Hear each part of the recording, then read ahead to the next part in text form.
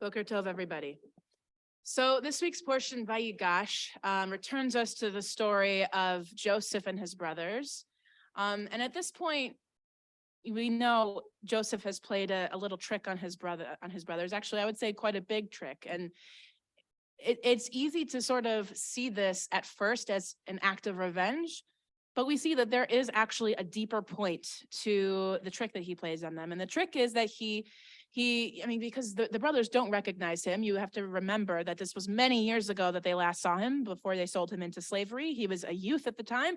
Now they're all grown men and they don't recognize their brother.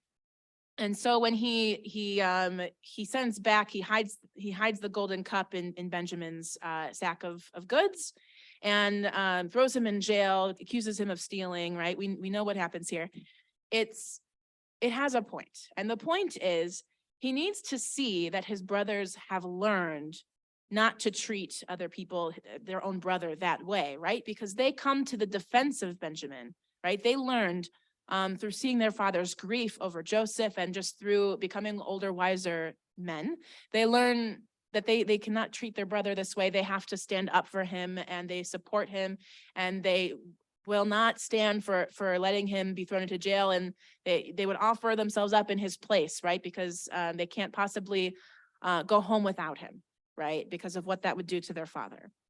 So it has a point, and Joseph sees that his brothers have learned, and that's when he finally reveals who he is, and they reconcile. And you have to think it must be a very difficult thing to reconcile with your brothers when they've sold you into slavery. It's a very intense trauma that they've suffered as a family, and yet they are both on both sides. They're able to learn because Joseph, we know from a few weeks ago that he had been sort of boastful in his youth, and he sort of kind of rubbed his superiority in his brothers' faces, right? So that wasn't a good thing either. But I think both parties have learned and grown up, and they're able to reconcile with each other and support each other, become a family again. And I think this is a really great lesson for us on the ways of forgiveness.